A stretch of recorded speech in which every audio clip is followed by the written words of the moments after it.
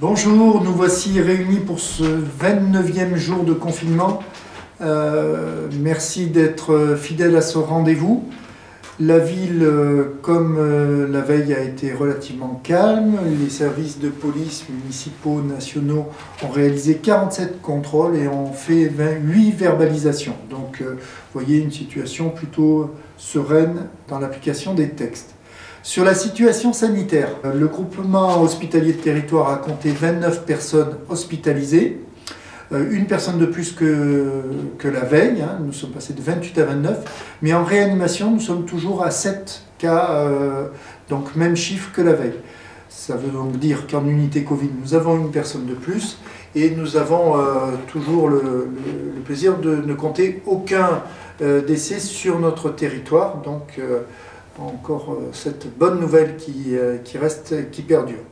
Sur les EHPAD, je confirme ce que j'ai dit hier, c'est-à-dire que nous n'avons toujours pas de résidents testés positifs dans les EHPAD et que les résultats des tests réalisés sur l'EHPAD de Murat pour le personnel soignant, pas de cas positifs, et pour les 3 résidents qui ont été testés, pas de cas positifs non plus. Aujourd'hui, sur l'aspect réglementaire, je vais évoquer les différentes informations que le président de la République a communiquées hier soir sur les différents médias. Ce qui a été confirmé, c'est que le 11 mai serait la date de sortie du confinement obligatoire pour tous, des modalités de confinement que nous connaissons actuellement. Ça ne veut pas dire que nous serons en situation de déconfinement, mais au contraire, nous allons débuter à compter du 11 mai une démarche de déconfinement avec des règles très précises. Ces règles vont être fixées par un plan d'action que nous devrions avoir sous 15 jours qui va très concrètement délimiter le champ, la durée, les modalités pratiques d'application de ce déconfinement. Un certain nombre de points ont toutefois été évoqués. Nous savons du point de vue économique qu'il y aurait une sortie progressive de cette situation de fermeture totale des boutiques, avec quand même une certitude que les entreprises de restauration, d'hôtellerie, de tourisme, de l'événementiel seraient confinées à minima jusqu'au 15 juillet. Donc une perspective très longue pour ces entreprises-là, mais pour les autres, il y aura probablement un déconfinement progressif avec des règles très particulières, d'éloignement certainement, de port de masque, c'est probable, et des règles pratiques sanitaires qui seront appliquées dans chacun des domaines en fonction des nomenclatures proposées par le gouvernement pour appliquer les activités économiques ou commerciales traditionnelles sur la base de ces textes. Troisième élément qui a été proposé, c'est la réouverture des écoles à compter du 11 mai. Alors j'ai été très surpris sur cette mesure qui n'a pas été détaillée par le président. Donc je suppose que nous allons avoir des modalités pratiques très précises parce que je ne vois pas comment aujourd'hui on va pouvoir fonctionner dans des écoles avec 200 élèves, 200, 250 élèves, surtout sur la période notamment du repas, de la restauration collective où on a les enfants présents, est-ce qu'il va falloir appliquer des règles particulières, etc. Bref, beaucoup de périodes de doute, et il semblerait que le ministre de l'Éducation ait commencé à dire qu'il y aurait des modalités très particulières, donc on va attendre avant de réagir trop fortement, de voir quelles sont les modalités pratiques qui vont être appliquées dans les écoles, parce qu'encore une fois, on sait que les enfants ne sont pas nécessairement victimes du Covid-19, mais par contre ils peuvent être porteurs. Donc en quoi une salle de réfectoire est plus facile qu'une salle de restaurant pour la transmission, ça interroge. Et je comprends que les enseignants, que la communauté enseignante se pose beaucoup de questions, mais j'imagine que dans le plan de déconfinement qui va nous être proposé, des réponses seront apportées, et j'espère qu'elles seront en tout cas de bon sens, et qu'elles ne mettront pas en danger ni bien évidemment les enfants, ni les personnels éducatifs ou de la mairie, et bien sûr les parents par ricochet, parce qu'auquel cas nous risquerions de voir repartir l'épidémie.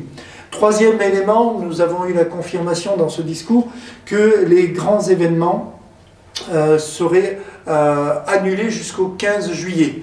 Donc j'avais déjà laissé entendre que Saint-Urbain serait probablement annulé, maintenant je peux le confirmer. Je peux confirmer bien évidemment que les Européennes du goût vont être annulées, que les terrasses musicales vont être annulées, que toutes les manifestations, les foires qui étaient prévues vont elles aussi être annulées. Nous savons aussi que les grands événements sportifs sont annulés ou devront être faits en cercle fermé, ce qui est quand même plutôt paradoxal et difficile à tenir. Donc nous avons des situations jusqu'au 15 juillet qui vont être claires. Les grandes manifestations seront interdites. Pour autant, est-ce que ça veut dire que les manifestations à venir seront autorisées ? J'en suis pas sûr. Je ne suis pas sûr. Je sais par exemple que le 14 juillet, qui avant le 15 juillet d'hypothèse, va être annulé. Est-ce qu'on pourra le reporter le 15 août? Je ne pense pas. On l'étudiera si c'est possible, mais si les règles d'éloignement et de confinement devront être maintenues, je ne vois pas comment techniquement on pourra faire une grande manifestation le 15 août étant l'équivalent du 14 juillet. Le feu d'artifice me semble difficile à tenir dans ces conditions-là. De la même façon que j'imagine les grands festivals, et particulièrement le festival Éclat. Nous avons des règles, quand il y a la cérémonie de lancement sur la place de l'Hôtel de Ville, il y a plus de 5000 personnes. Qui fera respecter les règles d'éloignement d'1 mètre? Comment allons-nous faire respecter les règles sanitaires? Parce que je rappelle que le virus sera toujours présent. Ce n'est pas parce que notre président a choisi la date du 11 mai que le virus va disparaître. Le virus sera toujours présent et les vaccins n'existeront pas. Il l'a dit aussi dans son intervention. Ce qui veut dire que les règles d'éloignement, de confinement, de déplacement vont rester strictes avec peut-être le port du masque, etc. Donc il ne m'appartient pas à moi de prendre la décision pour le Festival Éclat. Il y a une association, il y a un ministère de la Culture dont on attend avec impatience la parole parce que c'est quand même l'autorité de tutelle et un des gros financeurs du festival. Nous aurons une discussion avec les partenaires, bien sûr, et la décision devra être prise collégialement. En tout état de cause, je pense qu'il faudra rester quand même très vigilant à bien soutenir les compagnies et les artistes qui vont se retrouver dans des situations, comme beaucoup d'ailleurs de professionnels, en situation très fragile dans la période particulière que nous allons vivre. Donc je sais que ce sujet va être un sujet épineux. Beaucoup de compagnies comptent sur le Festival Éclat pour exister, pour négocier des marchés, pour continuer leur activité artistique.